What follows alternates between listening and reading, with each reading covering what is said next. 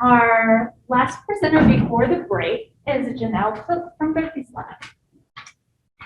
And nobody falls asleep yet. All right, I'm Janelle Cook. I go by Jamie. I spent this summer in Dr. Biddanda's lab, and I'm going to tell you guys a little bit about microprofiling Muskegon mud and migrating microbial mats. Yes, I practiced that.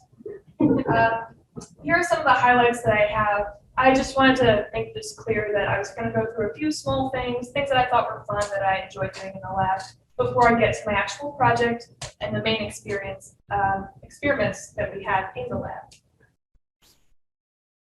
Okay. The first thing I did, which was actually my second day here, was going out on the Muskegon Lake cruise on the Jackson. And there, Dr. Biddanda's lab does measuring and sampling for productivity and respiration in the lake. I also helped out with Nate's thesis project. Nate is right over there.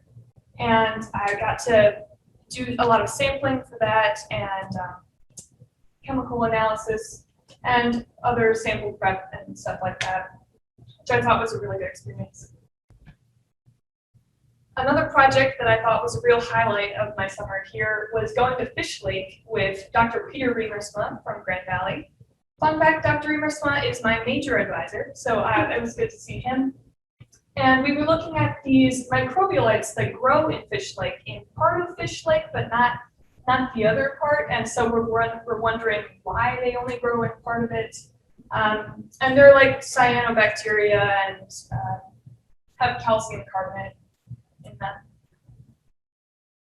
And then the last thing I'll get to before my project is I did a book review. Bopi asked me to lead a book review of this children's book, The Tantrum That Saved the World.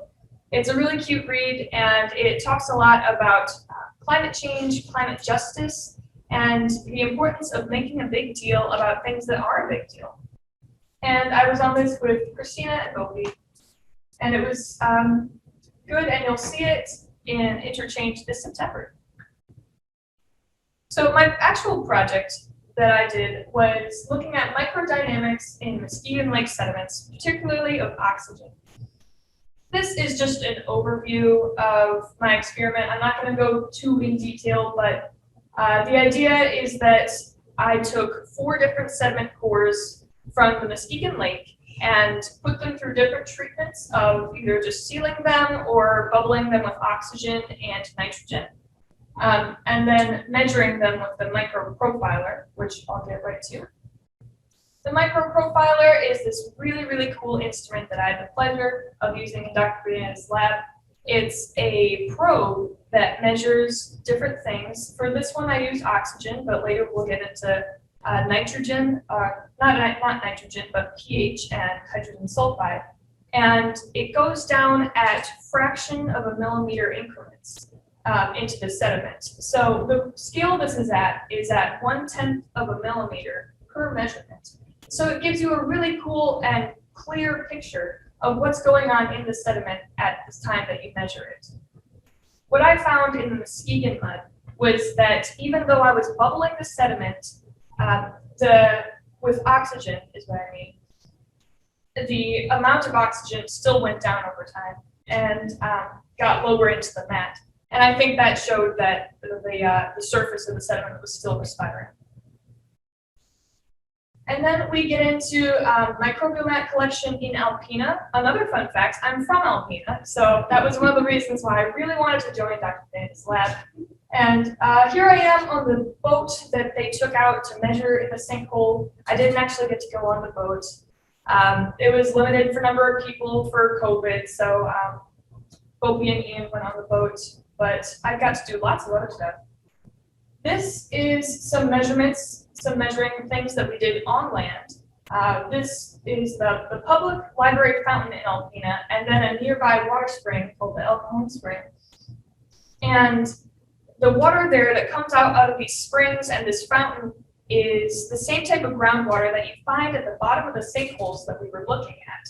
And so we could take water from these areas and measure it and use it in the lab for other things like that. I also almost fell in the spring, so I got completely soaked. This was the main point of our going to Alpena, which was these microbial mats. They don't look very appetizing, I'll say. But here are the divers on the boat. They had to take the boat out for many hours, starting at 6 p.m. and then they got back around at 2 a.m. Because the reason that we find these mats so fascinating is during the day they're all purple. Well, mostly purple, as you can see in the top picture. They're mostly purple and they've got like these photosynthesizing bacteria that live in them. The microbes there, they use the light, and so what comes to the top is the light-using bacteria. But at night, since there's no photosynthesis, the stuff that comes to the top is not, it doesn't need light to live. And what dominates down there is sulfide-breathing bacteria and other things that don't necessarily need photosynthesis. So what we observe is this cool night and day cycle pattern between what kinds of microbes live at the top of the mat. So we took a bunch of these cores of sediments that had the mat on the top, and we brought them back into an incubation room where they were put in the same conditions, same temperature, same amount of light that you would get down 23 meters down in the sinkhole, and bubbled them with air and nitrogen or not at all. And that was to try to see what kinds of environments that these microbes what kinds of microbes would dominate when exposed to these different oxygen conditions. Over there you can see a picture of one of the mats in its purple state. And that's pretty much what all of the cores look like, or most of them. These are what we did measurements for. We measured at the end of each day and at the end of each morning. We measured dissolved oxygen, hydrogen sulfide, and pH with the probe. So we have tons of different graphs just like this that show a really fine scale of what the sediment-water interface looks like in each of these cores. We also took live samples for taxonomy and some sediment for DNA and RNA analysis. When it comes to the data and the results, this is kind of what we're looking at. A lot of it hasn't been processed yet because this experiment only happened a week or two ago, and there is just a lot to go through. But what we're expecting is to see the hydrogen sulfide come down below the sediment and then increase a lot, as well as the dissolved oxygen and the pH being rather constant through the water column and then decreasing significantly once you get into the mat. What we'll look at more is how those fluctuations change, like how the gradient changes and how the overall value changes based on what time we took the measurements and what treatment we did with them. And I would like to thank everyone that made this internship possible and everyone that I interacted with, because it was a blast, especially Bopi. And any questions?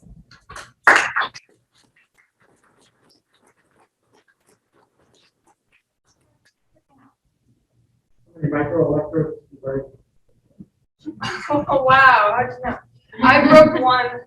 It was a lot of money. Yeah, they're only like 50 micrometers wide. I'm saying if you broke only one, you did a great job. Yeah, oh, thanks. Anybody else? So, how did you actually sample the mats to bring them up into the lab? Like, how do you collect the whole thing?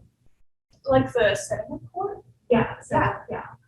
So we had the divers go down into the sinkhole, or if it was me on the land, it would just be you take this plastic or a polycarbonate core and you stick it down. It's like a tubing, and you cover the top end and cover the bottom end and try to lift it back up, so you don't disturb the sediment water interface. Anybody else?